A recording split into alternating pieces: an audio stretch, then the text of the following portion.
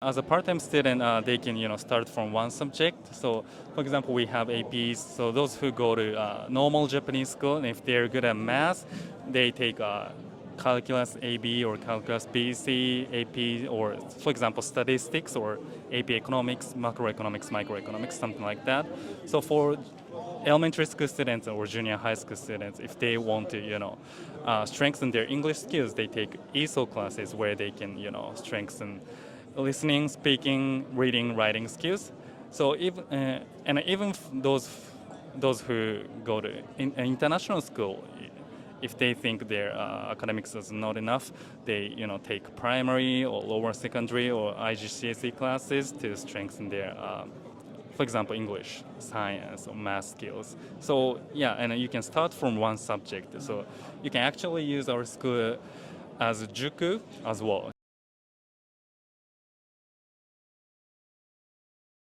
We're a new school and we just opened in 2019, and our school is founded on the Dalton Plan, which was founded by Helen Parkhurst in America over 100 years ago. So it's a very old philosophy and it has a lot of rich history. And as some of you may know, there's a very famous Dalton School in New York based around, and there are lots of Dalton schools internationally that also are based around the plan. And the plan focuses really on freedom and cooperation, independent thinking, and is very student-centered learning. So students are free to pursue their own interests and really deepen their understanding and learning about things they are interested in. So we really want to install a love of learning and let them pursue their own interests and their own passions. Oh, that's great. And what are some of those passions that they can pursue here, either in the classroom or outside of the classroom? Well, we offer a thing called Inquiry Lab, which different theme labs. So as junior high school students, they don't have a lot of experience and they're not really quite sure which path they want to take. So we aim to expose them to a lot of different things and different interests and passions. And we have theme labs where they can take every Friday, and they sign up for things that seem interesting to them, and they can challenge those and experience different paths that they can take.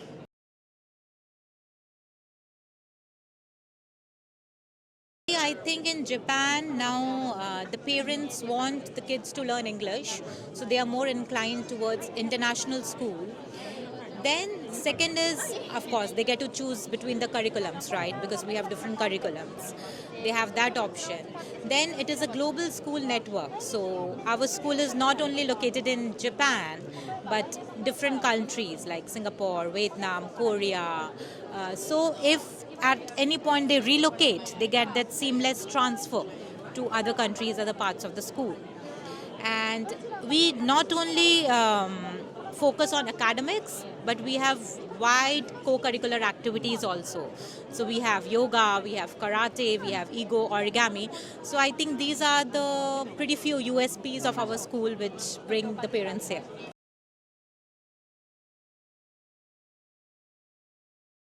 Most important thing is we invite the professionals and also the entrepreneurs from different fields.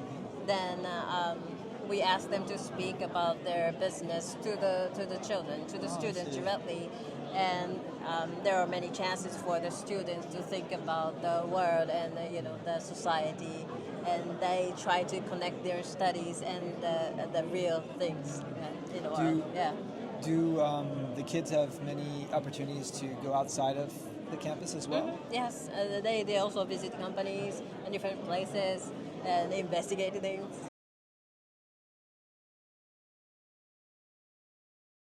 Yeah, so we have 3 unique schools located in Pasadena, New York, and Oxford. So each school is completely different. In Pasadena, where we have a very progressive high school that's focused on project-based learning, as well as getting a U.S. diploma. And in New York, we have an IB program, as well as AP courses, and a standard U.S. diploma. And then Oxford is specifically for A-levels, so 11th and 12th grade students. And you come here to Japan because because you have a school here, but because you're a full boarding school as well.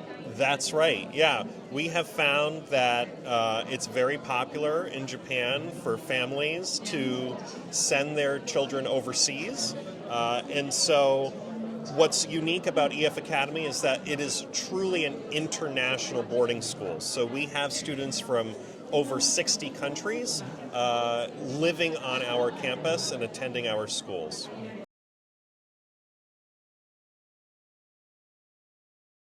The things that draw parents to KAIS, I think, is the personalized learning, the personalized education that we offer, especially with the small class sizes.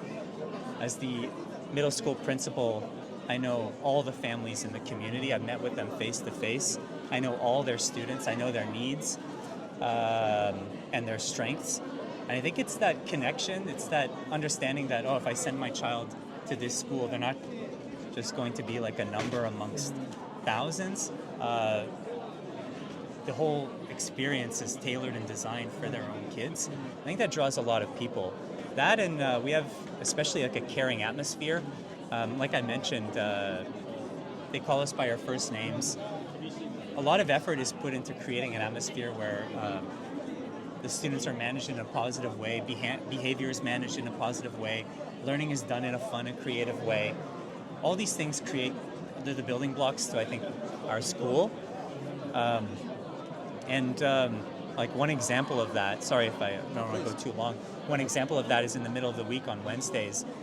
We don't have a normal schedule, we have an elective schedule where all the hobbies and interests and the requests from students, we try to create a huge menu of elective classes, from cooking to chess to table tennis, right? To there's sports, there's art and painting, and there's also academic classes from philosophy, robotics, engineering. We go completely off curriculum every week, and we bend that 5-day work week monotony. So there's this really special day in the middle of every week. Kids love that, parents love it, and they learn a lot of skills that you don't really get in the normal curriculums.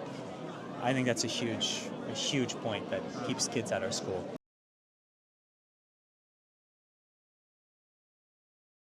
So we started 30 years ago, and was started by a mother who wanted to provide a certain kind of education for young children. She wanted children to be happy, to be confident, to be enjoying their childhood rather than be, asked to do things and fill out worksheets, etc. She wanted learning to be enjoyable and fun.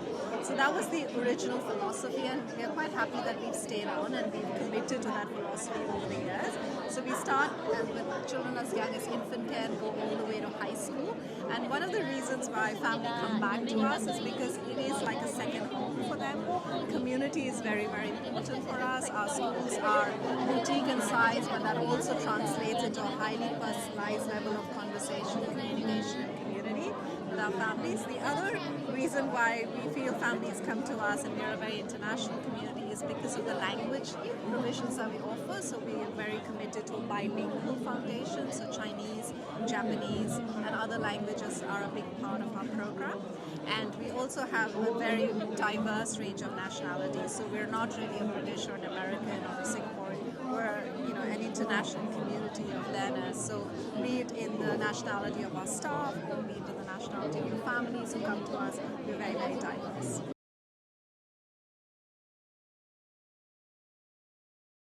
Most of the parents are pretty amazed at how much education, especially English acquisition, their children can learn and in the preschool.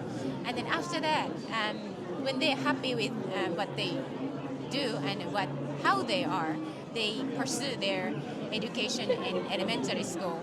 So, and we have all the unique professional teachers around, and we basically spend a lot of time inquiring what they like, how they are, and then they boost confidence.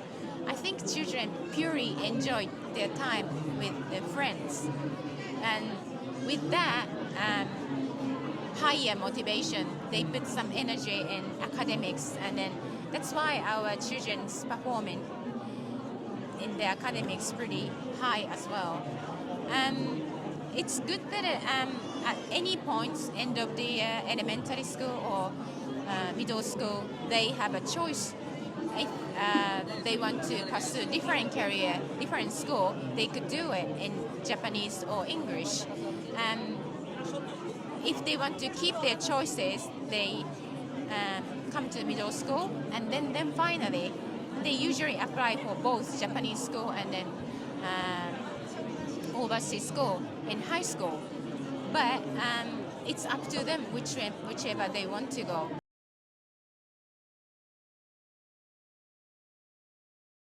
We have a whole team of science specialist teachers, and also in our facilities we have one science laboratory in each floor of our facility, so students can actually do real science projects and science experiments.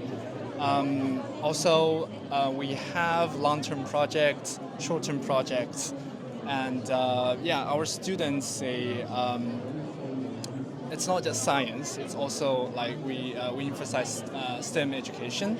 So students are actually trying to use the science knowledge that they learn to solve real-world problems.